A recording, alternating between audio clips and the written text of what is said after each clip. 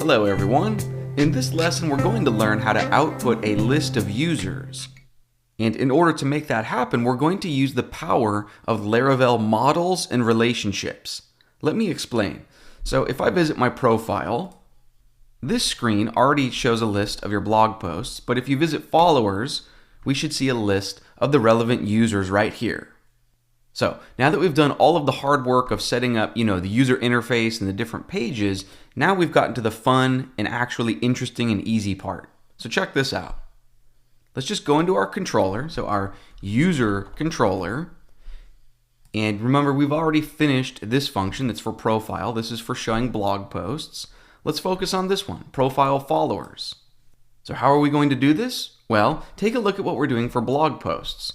We're looking on the user model, and then we're calling a function of posts. So to refresh your memory of how this is working or what this posts function is on the user model, let's go into our user model file. So if you look for user.php, remember, down at the bottom of our user model, we created this function. We made this up, and we gave it a name of posts. And its job is to return the relationship between a user and a post. Well, right now, let's just define a relationship between a user and a follow. So here's what I would do. In this user model, either right above or below our posts function, let's just do this. Let's say public function, and the name doesn't matter, but how about we call it followers, parentheses, curly brackets. In the body of our function, we just return a relationship. So let's say $this, look inside it, and we would use the hasMany method. So to phrase this like a sentence in English, we're saying that a user has many follows, right? So think of the follow rows in the follows table, but we're approaching it from the angle of who is following this user, not who is this user following. We'll get to that in just a second, but the idea is in these parentheses, we give it two arguments, right? So the first argument is the class that you're referencing. So this would be, uppercase follow, : class. Right? So again, a user has many follows, okay? And then for the second argument, that's the column in the table that's powering the relationship. Or in other words, this is the foreign key. Now, in terms of a frame of reference, like which is the foreign key and which is the local key, well, we're in the user file. So everything is from the perspective of a user. Let me explain. So back in our users table, from the perspective of a user, this column of ID, this is the local key for a user. But then in the follows table, and remember, we're trying to get a list of who follows the user in question, this would be the foreign key that we're interested in, right?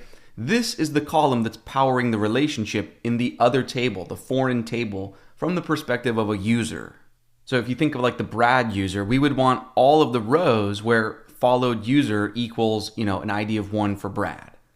So instead of B, this would just be the name of that foreign key column. So followed user.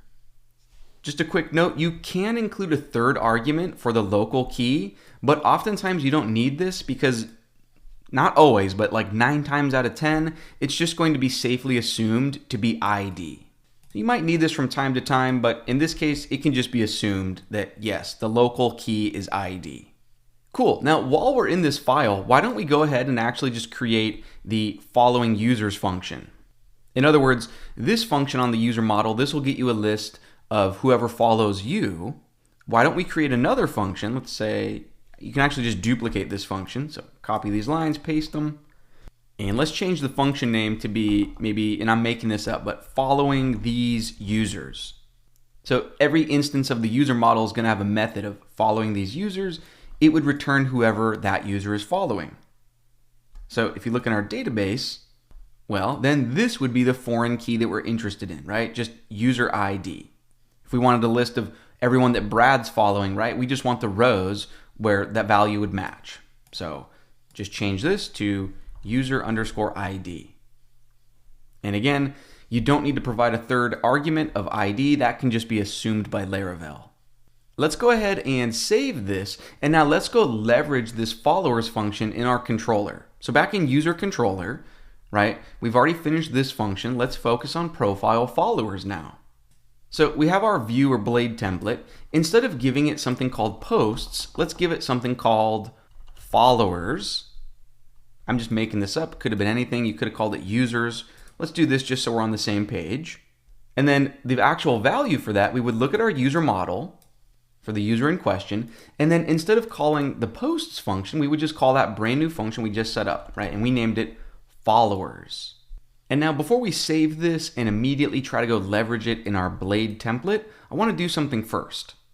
I want us to first just return this as the HTTP response so we can actually just see the raw JSON, of what this is going to give us. So in other words, I would just copy and paste this and duplicate it from the start of user to where we call the get method like this. Just copy that into your clipboard. And this is just a temporary, debugging or educational moment. But above this blade return view line, just say, paste that in and just return at the start of the line. So if you save, and be sure to have a semicolon at the end of the line, if we save this, and then in your browser, if you visit the followers URL, cool, we just see a bit of raw JSON. It might be easier if you view this in the Firefox browser. Cool, because the Firefox browser, automatically formats JSON in an easy to read fashion. But you can see, cool, we get 2 records because 2 users follow the Brad user, right? Meows a lot and barks a lot. However, this is really just giving us, the raw data that's in a row for a follow. And there's something very crucial here that's missing, and that's why I'm trying to draw our attention to this. We are missing, the username for Meows a lot and the avatar for Meows a lot, right? And we're missing the username and avatar for Barks a lot. It's because those values live in the users table, not in the follows table, right? And we're only getting sort of the raw row data from a follow row. So how in the world do we actually get the values from the users table? Well, and this is when Laravel finally clicked for me when I was first learning Laravel. We would just go into our follow model and spell out the relationship from the point of view of a follow, from the perspective of a follow. So check this out. Do this with me. Go into your models folder and jump into the follow.php file. Within the body of the class down here, so maybe just below use has factory, let's define 2 functions. So I'm going to say public function, and I'm just making up this name, but let's have one function be called user doing the following, parentheses, curly brackets. Let's have another function, so public function, and I'll name it user being followed, parentheses, curly brackets. So here's the idea. If you look in your follows table, right, each row just has its own local key ID, and then we have the user who's doing the following and the user getting followed. But those are just raw ID numbers. So wouldn't it be cool if we had sort of virtual columns or, these functions on the follow model that would actually give you that user object in question, right? So like instead of just a number of 1, we want a user object that says username Brad, and the avatar value for Brad. And that's exactly what we can do with these relationship functions. So in user doing the following, we would just say return $this, look inside it, and call a method of belongs to. So just like when we set up our blog post model, right, we said that a blog post belongs to a user. Well, now we're saying a follow belongs to a user. So in these parentheses, we give it 2 things. The first is the user class, right? So user : class. And then for the second argument, the user that's doing the following, the column is user ID. Okay, and then to save some typing, you can just copy this line, use it in this function down here, and the only difference is that, the column powering the relationship would be followed user, right? That's the user that's being followed. Let's go ahead and save this file, and now we won't actually see anything new in Firefox if we refresh, but rest assured that in our blade template, thanks to these new functions, our follow model will have everything it needs. So do this with me now. We can go back into our user controller. We can get rid of this, educational or debugging line where we were returning just the raw JSON. We don't need that. Cool. And now let's save this. And now we just need to go into our profile followers blade template and actually output a list of users. So in your resources folder, in the views folder, we'd be looking for the file named profilefollowers.blade.php. Now, instead of looping through a list of blog posts, we would want to loop through a list of users. So change the for each, instead of $posts, this would be $followers. And then instead of the singular, we could make this just follow. Now, this HTML formatting is for a blog post, but we can adapt this to easily make sense for a user. So let's keep this image line, but this strong tag line, we can just delete the entirety of that line of HTML. Cool. And in its place, we can just say, double curly brackets, $, the singular follow. Look inside that for user doing the following, and then look inside that for username. Cool. And then we can actually fill in the avatar of the person doing the following by just changing this source value, right? So instead of $post, this would be, $follow. Instead of just user, we named it, user doing the following, and then just look inside that for avatar. Perfect. The idea is that our follow model is now going to have this user object, this user model instance. Cool. And then finally, we can update the actual href for the link. So instead of /post, this would be, /profile/ and then their username. So this would be $follow. And then look inside that for user doing the following. Look inside that for username. Let's give this a save. And now if we refresh, the followers URL, beautiful. So the Brad user has 2 followers, meows a lot and barks a lot. And you can click on this barks a lot link, takes you to the correct profile. Cool, let me go back. Let's set up the following page. Because currently, if you click on it, it's still just showing the blog post output. So we know exactly what to do. Let's just go into our user controller, and down here, that's that profile following function. So instead of giving it a list of blog posts, we could say, following, and then instead of posts, this would be, and I'm actually forgetting the name of the function, but to remember it, you would just go into your user model. Aha, so we named it following these users. So back in our controller, instead of posts, this would be following these users. Cool. We can save this, and now we just go into this Blade template and loop through, and we named it following. So go into your Blade file that's named profilefollowing.blade.php. You could just copy and paste and borrow from the Blade template we just set up, but this should be really quick. So the thing we're looping through is named following. Give it a singular name of follow. The URL would be, /profile/ and then this would be $follow. Look inside it for user being followed. Look inside that for username. And then to save typing, I would just grab, from $follow and then to the arrow symbol after user being followed. I would use that here for the avatar, right? So paste that in. The thing we're looking for is avatar.